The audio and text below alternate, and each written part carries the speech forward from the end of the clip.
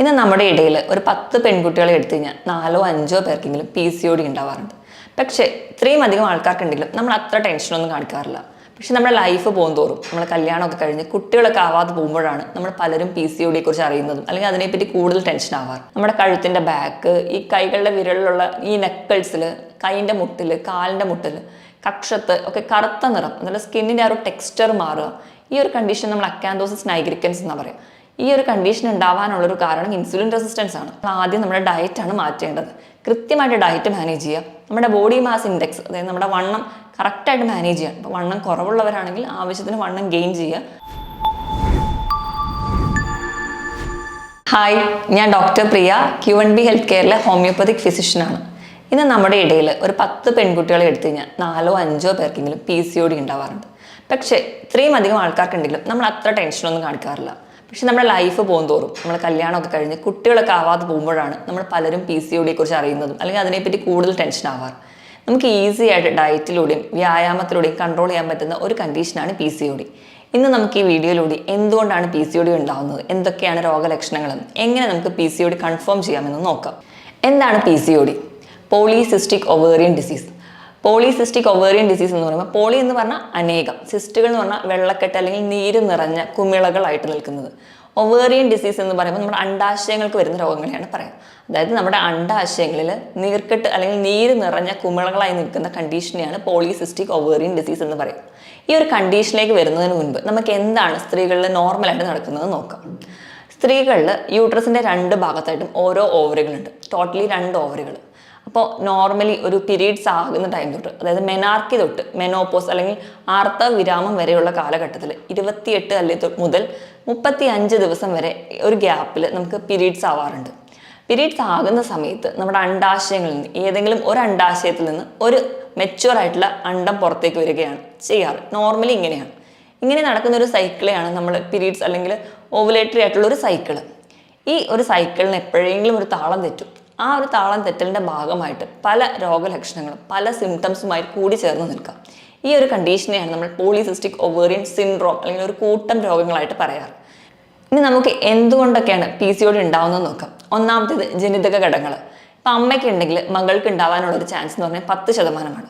അപ്പോൾ അവരിൽ തന്നെ ഒരു പെൺകുട്ടിക്ക് ഉണ്ടെങ്കിൽ രണ്ടാമത്തെ മകൾക്ക് ഉണ്ടാവാനുള്ള ചാൻസ് എന്ന് പറയുന്നത് 20% വരെയാണ്. പക്ഷെ അമ്മയ്ക്ക് ഉണ്ടെങ്കിൽ മാത്രമേ മകൾക്ക് ഉണ്ടായിക്കൂടൂ എന്ന് പറയാൻ പറ്റില്ല. നമ്മുടെ ജീവിതശൈലിയിലുള്ള ചില മാറ്റങ്ങൾ കാരണം ഈ ഒരു ജനറ്റിക് ഫാക്ടർ കൂടി ഉണ്ടെങ്കിൽ PCOD ഉണ്ടാവാനുള്ള കാരണം കുറച്ച് കൂടുതൽ അല്ലെങ്കിൽ പെട്ടെന്ന് തന്നെ വരാൻ ചാൻസ് ഉണ്ട്.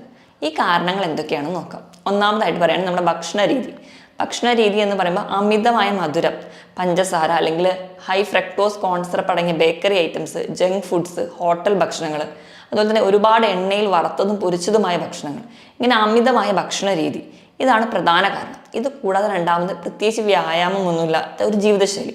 ഇന്ന് നമുക്കറിയാം, സ്ത്രീകളുടെ കേസിലൊക്കെ എടുക്കുകയാണെങ്കിൽ പ്രത്യേകിച്ച് ജോലിയൊന്നും ചെയ്യേണ്ട, എല്ലാത്തിനും നമുക്ക് വീട്ടിലൊക്കെ ആണെങ്കിൽ പലതരത്തിലുള്ള മെഷീൻസ് ഉണ്ട്.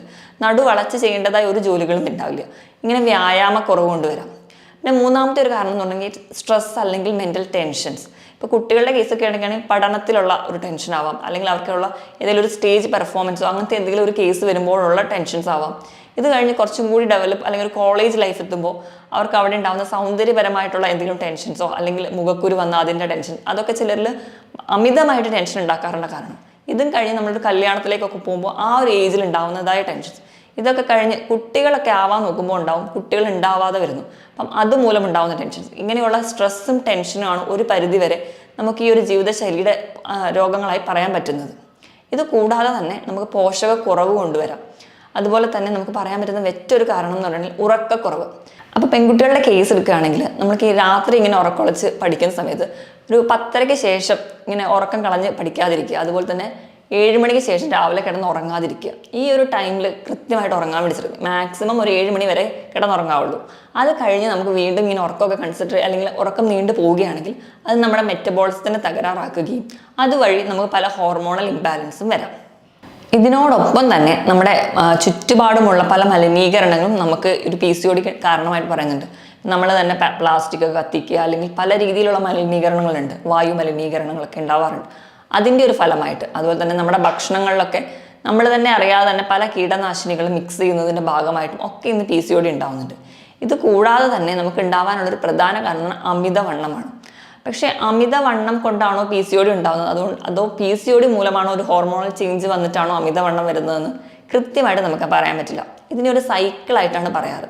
ഇപ്പം അമിതവണ്ണം ഉള്ളവരിലാണെങ്കിൽ ഇൻസുലിൻ റെസിസ്റ്റൻസ് എന്ന് പറയുന്ന ഒരു കണ്ടീഷൻ ഉണ്ടാവും. ഇൻസുലിൻ റെസിസ്റ്റൻസ് എന്ന് പറഞ്ഞു കഴിഞ്ഞാൽ നമ്മുടെ ശരീരത്തിൽ നമ്മുടെ ഇൻസുലിൻ എന്ന് പറയുന്ന ഒരു ഹോർമോണുണ്ട്. ഈ ഹോർമോണാണ് നമ്മൾ കഴിക്കുന്ന ഭക്ഷണത്തിലെ ഗ്ലൂക്കോസിനെ തിരിച്ചറിഞ്ഞ് ഊർജ്ജമായി കൺവേർട്ട് ചെയ്യാൻ സഹായിക്കുന്നത്. ഇങ്ങനെ ഈ അമിതവണ്ണമൊക്കെ ഉള്ളവരിലാണെങ്കിൽ ഇങ്ങനെ ഉണ്ടാകുന്ന ഇൻസുലിന് ഈ ഒരു കഴിവുണ്ടാവില്ല. അപ്പോൾ അവർ ഗ്ലൂക്കോസ് മോളിക്യൂളിനെ തിരിച്ചറിയാതെ പോവുകയും ഊർജ്ജം ഉണ്ടാക്കുന്നില്ല. അതിന് പകരം നമ്മൾ കഴിക്കുന്ന ഭക്ഷണമെല്ലാം കൊഴുപ്പായി കൺവേർട്ട് ചെയ്യും. അത് വീണ്ടും ശരീരത്തിൽ അടിയുകയും അത് അമിതവണ്ണമാവുന്നു. അപ്പോൾ ഇതൊരു സൈക്കിൾ പോലെയാണ്. അമിതവണ്ണം കൊണ്ട് ഇൻസുലിൻ റെസിസ്റ്റൻസ് ഉണ്ടാകുന്നു. ഇൻസുലിൻ റെസിസ്റ്റൻസിൻ്റെ ഭാഗമായിട്ട് ശരീരത്തിൽ വീണ്ടും കൊഴുപ്പടിയുന്നു. അങ്ങനെ വീണ്ടും നമ്മൾ അമിതവണ്ണം ഉണ്ടാകുന്നു. അങ്ങനെ ഈ ഇൻസുലിൻ റെസിസ്റ്റൻസിൻ്റെ ഭാഗമായിട്ട് തന്നെ സ്ത്രീകളിൽ പുരുഷ ഹോർമോൺ കൂടുതലായിട്ട് ഉൽപ്പാദിപ്പിക്കുന്നു. അതുവഴിയാണ് നമുക്ക് മെയിൻലി ഈ PCOD ഉണ്ടാവുന്നത്. അതിനെപ്പറ്റി നമുക്ക് വിശദമായിട്ട് നോക്കാം. അതിനു മുൻപ് എന്തൊക്കെയാണ് PCODയിൽ ഉണ്ടാകുന്ന രോഗലക്ഷണങ്ങളെന്ന് നോക്കാം. ഒന്നാമതായിട്ട് ആർത്തവ ക്രമക്കേട്. നമുക്കറിയാം നോർമലി പീരീഡ്സ് ആവുന്ന സൈക്കിൾ എന്ന് പറഞ്ഞാൽ 28 മുതൽ 35 ദിവസത്തിനുള്ളിൽ ആ ഒരു സൈക്കിളാണ്. അപ്പം അതിൽ കൂടുതലായിട്ട് ചിലരിലാണെങ്കിൽ 45 അല്ലെങ്കിൽ 50 ദിവസം കൂടുമ്പോഴേ പീരീഡ്സ് ആവുള്ളൂ. അല്ലെങ്കിൽ ചിലർക്ക് ആവുമ്പോൾ ജസ്റ്റ് ഒരു സ്പോട്ടിംഗ് ആയിട്ട് മാത്രമേ കാണിക്കൂ. ചിലർക്കാണെങ്കിൽ അമിതമായിട്ടുള്ള ബ്ലീഡിങ് അല്ലെങ്കിൽ ചിലപ്പോൾ ക്ലോട്ട്സ് ആയിട്ട് പോകുന്ന കാണാം. ഇങ്ങനെ പല രീതിയിലായിരിക്കും പലരിലും പ്രസൻറ്റ് ചെയ്യുന്നത്. ഇങ്ങനെയുള്ള ഒരു ആർത്തവ ക്രമക്കേട് കാണാം. ഇത് കൂടാതെ ഇപ്പം നമുക്കറിയാം പീരീഡ്സ് ആകുന്ന ഒരു പ്രായം, അതായത് നമ്മൾ ആ കൗമാര പ്രായത്തിലൂടെ കിടക്കുന്ന സമയത്ത് പെൺകുട്ടികൾക്ക് ആ 1-2 വർഷം പീരീഡ്സ് ഇറഗുലർ ആയിരിക്കും. അതൊരിക്കലും ഒരു PCOD അല്ല. അത് നോർമലി അങ്ങനെ ആവാം. ചിലർക്ക് റെഗുലർ ആയിട്ട് തന്നെ ആദ്യം തൊട്ടേ ആവാം. ചിലർക്ക് തുടങ്ങുന്ന ഒരു സമയത്ത് 1-2 വർഷത്തേക്ക് താളം തെറ്റിയായിരിക്കും ഉണ്ടാവുക. ഇത് കൂടാതെ തന്നെ നമ്മൾക്ക് റെഗുലർ ആയിട്ട് ആവാൻ തുടങ്ങിയ ഒരാൾക്ക് പെട്ടെന്നൊരു ഇറഗുലർ ആവുക എന്ന് തുടങ്ങുമ്പോഴാണ് നമ്മൾ ഈ ആർത്തവ ക്രമക്കേട് നമ്മൾ ശ്രദ്ധിക്കേണ്ടത്. ഇത് കൂടാതെ ചിലർക്കാവുമ്പോൾ ജസ്റ്റ് സ്പോട്ടിങ് മാത്രമായിട്ട് കാണുമ്പോഴൊക്കെ നമ്മൾ ശ്രദ്ധിക്കണം. ഇത് കഴിഞ്ഞ് നമുക്ക് രണ്ടാമതായി കാണിക്കുന്നതെന്ന് വെച്ചാൽ രോമ വളർച്ച അല്ലെങ്കിൽ ഹെർസ്യൂട്ടിസം. അതായത് ഒരു പുരുഷ ഹോർമോണിൻ്റെ ആ ഒരു സ്വാധീനം വരുമ്പോൾ സ്ത്രീകളിലാണെങ്കിൽ പെൺകുട്ടികളിലൊക്കെ മേൽചുണ്ടിൽ, താടിയിൽ, നെഞ്ചിൻ്റെ ഭാഗത്ത്, വയറിൽ, തുടയിൽ ഈ ഒരു ഭാഗങ്ങളിലൊന്നും പൊതുവെ അത്ര രോമ വളർച്ച കാണിക്കാറില്ല. പക്ഷേ PCOD പോലെയുള്ള ബുദ്ധിമുട്ടുള്ള പെൺകുട്ടികളിൽ ഇങ്ങനെ രോമ വളർച്ച കട്ടിയിലുള്ള രോമങ്ങൾ ഉണ്ടാവുന്നതായിട്ട് കാണാം. ഇതിനോടൊപ്പം തന്നെ മുടി കൊഴിച്ചിൽ, അത് കൂടുതലും ഒരു കഷണ്ടി പോലെ വരുന്നത്, അതായത് ഫ്രണ്ടിലാണ് പ്രധാനമായിട്ട് ഒരു ഫ്രോണ്ടൽ ഏരിയയിലാണ് കൂടുതലായിട്ട് മുടി കൊഴിയുന്നത്. അതുപോലെ തന്നെ മുടിയുടെ കട്ടി കുറഞ്ഞു പോവുക, ഇങ്ങനെയുള്ള സിംറ്റംസ് കാണിക്കാം. ഇതുകൂടാതെ തന്നെ മുഖത്ത് അല്ലെങ്കിൽ പൊതുവെ സ്കിന്നൊക്കെ ഒരു എണ്ണമെഴുക്ക്, ഒരു ഓയിലി സ്കിൻ ആവുക, മുഖക്കുരു വരിക. അതുപോലെ തന്നെ അക്കാൻതോസിസ് നൈഗ്രിക്കൻസ് എന്ന് പറഞ്ഞൊരു കണ്ടീഷൻ, അതായത് നമ്മുടെ കഴുത്തിൻ്റെ ബാക്ക്, ഈ കൈകളുടെ വിരലിലുള്ള ഈ നെക്കിൾസിൽ, കൈൻ്റെ മുട്ടിൽ, കാലിൻ്റെ മുട്ടിൽ, കക്ഷത്ത് ഒക്കെ കറുത്ത നിറം, അതുപോലെ സ്കിന്നിൻ്റെ ആ ഒരു ടെക്സ്ചർ മാറുക. ഈ ഒരു കണ്ടീഷൻ നമ്മൾ അക്കാൻതോസിസ് നൈഗ്രിക്കൻസ് എന്ന് പറയാം. ഈ ഒരു കണ്ടീഷൻ ഉണ്ടാവാനുള്ളൊരു കാരണം ഇൻസുലിൻ റെസിസ്റ്റൻസ് ആണ്. ഈ ഇൻസുലിൻ റെസിസ്റ്റൻസ് ഉള്ളതുകൊണ്ട് അങ്ങനെ PCOD വരുന്നത് മൂലം ഇങ്ങനെയൊക്കെ ചില ലക്ഷണങ്ങൾ കാണിക്കാറുണ്ട്. ഇത് കൂടാതെ തന്നെ അമിതമായിട്ട് മുഖക്കുരു വരിക, അതുപോലെ തന്നെ സ്കിൻ ടാഗുകൾ ധാരാളം ശരീരത്തിൽ വരിക. ഇതിനോടൊപ്പം തന്നെ അമിതവണ്ണം കാണിക്കും. അമിതവണ്ണം നമുക്ക് പറയുമ്പോൾ അറിയാം PCODയുടെ ഒരു കാരണവുമാണ് ഒരു ലക്ഷണവുമാണ്. അതുപോലെ തന്നെ അരക്കെട്ടിൻ്റെ ഭാഗത്ത് കുടവയറ് പോലെയോ അല്ലെങ്കിൽ വയറ് ചാടുന്ന പോലെ വണ്ണം വെക്കുന്നതിനോടൊപ്പം തന്നെ അരക്കെട്ടിൻ്റെ വിസ്തീർണം കൂടി കൂടുക. അതുപോലെ കഠിനമായ ക്ഷീണം, ഇപ്പോൾ ചിലർക്കൊക്കെ നല്ലപോലെ ബ്ലീഡിങ് ഉണ്ടെങ്കിൽ ബ്ലഡ് ഒക്കെ കുറയുന്നത് മൂലം കഠിനമായ ക്ഷീണം, ഭക്ഷണം കഴിച്ചാലും കഠിനമായ ഒരു ക്ഷീണം തോന്നുക തുടങ്ങിയ ബുദ്ധിമുട്ടുകളൊക്കെയാണ് നമുക്ക് PCODയിൽ ഒരു രോഗലക്ഷണമായിട്ട് നമുക്ക് പറയാൻ പറ്റുന്നത്. ഇതോടൊപ്പം തന്നെ ഇപ്പം നമ്മൾ അമിതവണ്ണം എന്ന് പറഞ്ഞു കഴിഞ്ഞാൽ എപ്പോഴും PCOD ഉള്ള എല്ലാവർക്കും അമിതവണ്ണം ഉണ്ടാവണം എന്നില്ല. ഇപ്പം ചില തിൻ PCOS എന്ന് പറഞ്ഞ കണ്ടീഷൻസ് ഉണ്ട്, അതായത് മെലിഞ്ഞവരിലും കാണും. ഇതിനൊരു കാരണം എന്ന് പറഞ്ഞിട്ടുണ്ടെങ്കിൽ ഇപ്പം നമുക്കറിയാം മെലിഞ്ഞിരിക്കുന്നവർക്ക് അവർക്ക് വേണ്ട ഒരു ഫാറ്റ് നമ്മുടെ ശരീരത്തിലില്ല. നമ്മുടെ ശരീരത്തിൽ ആവശ്യത്തിന് ഒരു കൊഴുപ്പുണ്ടെങ്കിൽ മാത്രമേ എല്ലാ ഹോർമോണുകൾക്കും കൃത്യമായിട്ടൊരു ബാലൻസിൽ പ്രവർത്തിക്കാൻ പറ്റൂ. അപ്പം ആവശ്യമുള്ള കൊഴുപ്പില്ലാത്തത് കൊണ്ടും നമുക്ക് PCOD വരാം. അങ്ങനെയും ഒരു കൂട്ടം ആൾക്കാരുണ്ട്. 70% PCOD ഉള്ളവർക്കും അമിതവണ്ണം കാണിക്കാറുണ്ട്. പക്ഷെ ഒരു 20% പേരിലും മെലിഞ്ഞ ആൾക്കാരിലും PCOD ആയിട്ട് പ്രസൻറ്റ് ചെയ്യാറുണ്ട്. ഇതോടൊപ്പം തന്നെ മാനസിക സമ്മർദ്ദം അവർക്ക് വളരെ കൂടുതലായിരിക്കും. നല്ലപോലെ ഡിപ്രഷൻ വരാറുണ്ട്, മൂഡ് സ്വിങ്സ് കാണിക്കാറുണ്ട്, ഉത്കണ്ഠ, അതേപോലെ തന്നെ കഠിനമായ ഡിപ്രഷൻ, ഈ ഒരു സ്റ്റേജസ് ഒക്കെ PCOD ഉള്ളവരിൽ കാണാറുണ്ട്. പെട്ടെന്ന് ദേഷ്യം വരിക, സങ്കടം വരിക, അങ്ങനെ പെട്ടെന്ന് ഒരു മൂഡ് സ്വിങ്സ് ഒക്കെ ഈ PCOD പോലെയുള്ള കണ്ടീഷനിൽ നമുക്ക് കാണാൻ പറ്റും. ഇനി PCODയിൽ എന്താണ് സംഭവിക്കുന്നത് നമുക്ക് നോക്കാം. നമ്മുടെ അണ്ഡാശയങ്ങളിൽ എന്തൊക്കെ മാറ്റങ്ങളാണ് ഉണ്ടാകുന്നത് നോക്കാം. പറഞ്ഞ പോലെ അമിതവണ്ണം അല്ലെങ്കിൽ ഇൻസുലിൻ റെസിസ്റ്റൻസ് ഒക്കെ ഉണ്ടാവുന്നതുകൊണ്ട് ഈ നമ്മുടെ ശരീരത്തിൽ പുരുഷ ഹോർമോണുകൾ ഉണ്ടാവാൻ തുടങ്ങും. ഇങ്ങനെ പുരുഷ ഹോർമോണുകൾ ഉണ്ടാവുന്നതിന് ഒരു പ്രധാന കാരണം എന്ന് പറഞ്ഞാൽ പൂർണ്ണ വളർച്ച എത്താത്ത അണ്ടങ്ങളാണ് ഈ സിസ്റ്റുകളായിട്ട് നമ്മുടെ അണ്ഡാശയത്തിൽ കാണുക. ഇങ്ങനെ പൂർണ്ണ വളർച്ച എത്താത്ത സിസ്റ്റുകൾ ചുരുങ്ങിപ്പോകാതെ ഈ അണ്ഡാശയത്തിൽ തന്നെ നിൽക്കും. ഇങ്ങനെ എത്തുന്ന ഈ സിസ്റ്റുകളിൽ നിന്ന് പുരുഷ ഹോർമോണുകൾ അമിതമായിട്ട് ഉണ്ടാക്കും. ഇങ്ങനെ പുരുഷ ഹോർമോൺസ് അമിതം ആവുന്നതുകൊണ്ടാണ് ഞാൻ പറഞ്ഞ പോലെ താടി രോമ വളർച്ചകളൊക്കെ കാണുന്നത്. ഇങ്ങനെ പുരുഷ ഹോർമോൺ വീണ്ടും കൂടുന്നതിൻ്റെ ഭാഗമായിട്ട് നമുക്ക് വീണ്ടും ഈ ഒരു അണ്ടങ്ങൾ പൂർണ്ണ വളർച്ചയിൽ എത്താതെ വരുന്നു. അങ്ങനെ ധാരാളമായിട്ട് പൂർണ്ണ വളർച്ചയിൽ എത്താത്ത അണ്ടങ്ങൾ സിസ്റ്റായിട്ട് മാറുന്ന കാണാം.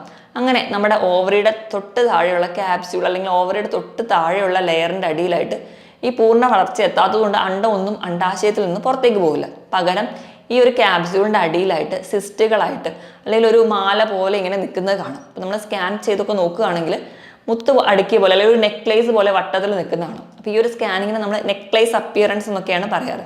പക്ഷേ എല്ലാവരിലും ഇങ്ങനെ ഒരു നെക്ലേസ് അപ്പിയറൻസോ അല്ലെങ്കിൽ ഇങ്ങനെ സിസ്റ്റുകളായിട്ട് നിൽക്കണം എന്നില്ല.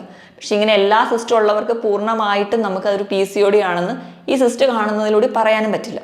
അപ്പോൾ നമുക്കിനി നോക്കാം എങ്ങനെയാണ് ഒരു PCOD നിർണ്ണയിക്കുന്നതെന്ന്. PCOD നിർണ്ണയിക്കണമെങ്കിൽ റോട്ടൻഹാം ക്രൈറ്റീരിയ എന്ന് പറഞ്ഞൊരു ക്രൈറ്റീരിയ ആണ് മെയിനായിട്ട് എടുക്കുക. അതായത് ഇതിൽ 3 ഘടകങ്ങളാണ് വരിക. ഈ 3 ഘടകങ്ങളുള്ള ക്രൈറ്റീരിയയിൽ ഏതെങ്കിലും 2 എണ്ണം ഉണ്ടെങ്കിൽ മാത്രമാണ് നമ്മൾ PCOD ഉണ്ടെന്ന് ഡയഗ്നോസ് ചെയ്യുക. നമുക്ക് ഏതൊക്കെയാണ് ഈ ക്രൈറ്റീരിയ എന്ന് നോക്കാം. ഒന്നാമത്തേത് നമ്മുടെ ശരീരത്തിൽ അല്ലെങ്കിൽ നമ്മുടെ സ്ത്രീകളിൽ അണ്ടം ഉണ്ടാകുന്നുണ്ടോ എന്ന് നോക്കുക. രണ്ടാമത്തേത് മെയിൽ ഹോർമോണിൻ്റെ ക്യാരക്ടർ. മൂന്നാമത്തേത് USS അബ്ഡോമൻ എടുത്ത് നോക്കുക. അപ്പം അണ്ടം ഉണ്ടാവുന്നുണ്ടോ എന്നറിയാൻ വേണ്ടിയിട്ട് നമ്മൾ മെയിനായിട്ട് പറയുന്ന ഒരു കാര്യം എന്ന് വെച്ചിട്ടുണ്ടെങ്കിൽ ഒരു 35 ദിവസം കൂടുമ്പോൾ അവർക്ക് പീരീഡ്സ് ആവുന്നുണ്ടോ എന്ന് നോക്കും. ഇതാവുന്നില്ല അല്ലെങ്കിൽ ഒരു വർഷക്കണക്ക് എടുക്കുകയാണെങ്കിൽ ഒരു മിനിമം ഒരു 8 പീരീഡ്സ് എങ്കിലും ആവുന്നുണ്ടെങ്കിൽ അതൊരു നോർമലാണ്. ഒരു മിനിമം 8 എണ്ണെങ്കിലും ഉണ്ടെങ്കിൽ അതിനെ നമ്മൾ കോംപ്ലിക്കേറ്റഡ് കേസായിട്ട് പറയാറില്ല. ഇനി രണ്ടാമത്തെ ക്രൈറ്റീരിയ എന്ന് പറഞ്ഞാൽ മെയിൽ ഹോർമോൺസിൻ്റെ ലെവലാണ്. മെയിൽ ഹോർമോൺസ് നമ്മളിപ്പോൾ ക്ലിനിക്കലി വരുമ്പോൾ തന്നെ നമുക്കറിയാം ആ ഒരു മുടി വളർച്ച അല്ലെങ്കിൽ മുടി കൊഴിയുന്നു അല്ലെങ്കിൽ ആ ഒരു മെയിൽ നേച്ചറിലോട്ട് വരുന്നുണ്ടെങ്കിൽ അവരുടെ സൗണ്ട് ടോണൊക്കെ മാറുന്നുണ്ടെങ്കിൽ അവിടെ ഒരു മെയിൽ ഹോർമോൺ പ്രൊഡക്ഷൻ ഉണ്ടെന്ന് മനസ്സിലാക്കാം. ഇതല്ലാതെ തന്നെ നമുക്ക് മെയിൽ ഹോർമോൺസ് ആയിട്ടുള്ള ആൻഡ്രോജനിൽ ടെസ്റ്റോസ്റ്റിറോണിൻ്റെ ബ്ലഡ് ലെവലിൽ നോക്കിക്കഴിഞ്ഞാൽ നമുക്ക് മനസ്സിലാക്കാൻ പറ്റും. മൂന്നാമത്തെ ക്രൈറ്റീരിയ എന്ന് പറഞ്ഞാൽ USS അബ്ഡോമൻ. നമ്മൾ വയറിൻ്റെ സ്കാൻ എടുക്കുക.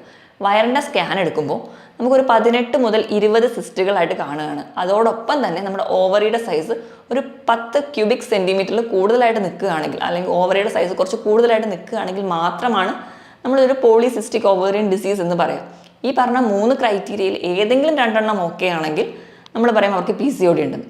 ഒരിക്കലും നമ്മളൊരു സിസ്റ്റ് അല്ലെങ്കിൽ നമ്മൾ സ്കാൻ ചെയ്യുമ്പോൾ ഈ ഒരു സിസ്റ്റ് കാണുന്നതുകൊണ്ട് ചിലപ്പം 3-4 സിസ്റ്റുകളെ കാണുന്നുണ്ടെങ്കിൽ ഉടനെ അതിനൊരു PCOD ആയിട്ട് ഡയഗ്നോസ് ചെയ്യാൻ പാടില്ല.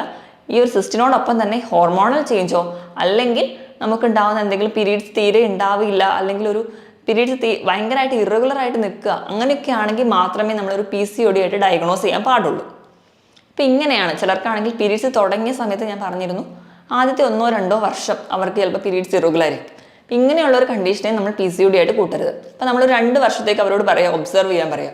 ഈ 2 വർഷം കഴിഞ്ഞിട്ടും അവർക്ക് ഇറഗുലർ ആണ്, അതിനോടൊപ്പം തന്നെ ഹോർമോണൽ ചേഞ്ചസ് ഉണ്ട്, തൈറോയിഡിൽ ചേഞ്ചസ് ഒക്കെ ഉണ്ട്, ഇങ്ങനെയൊക്കെ കാണിക്കുകയാണെങ്കിൽ മാത്രമേ നമ്മൾ അതൊരു കംപ്ലീറ്റ് ഒരു PCOD കേസായിട്ട് ഡയഗ്നോസ് ചെയ്യാറുള്ളൂ. ഇപ്പം നമ്മൾ PCOD കേസായിട്ട് ഡയഗ്നോസ് ചെയ്തിട്ടുണ്ടെങ്കിൽ തന്നെ നമുക്ക് ആദ്യം തന്നെ ഇത് മാനേജ് ചെയ്യാൻ എളുപ്പത്തിൽ നമുക്ക് പറ്റും. അപ്പം അതിനായിട്ട് നമ്മൾ ആദ്യം നമ്മുടെ ഡയറ്റാണ് മാറ്റേണ്ടത്. കൃത്യമായിട്ട് ഡയറ്റ് മാനേജ് ചെയ്യുക. നമ്മുടെ ബോഡി മാസ് ഇൻഡെക്സ് അതായത് നമ്മുടെ വണ്ണം കറക്റ്റായിട്ട് മാനേജ് ചെയ്യുക. അപ്പോൾ വണ്ണം കുറവുള്ളവരാണെങ്കിൽ ആവശ്യത്തിന് വണ്ണം ഗെയിൻ ചെയ്യുക. ഇതിനോടൊപ്പം തന്നെ കൃത്യമായി വ്യായാമം ചെയ്യുക.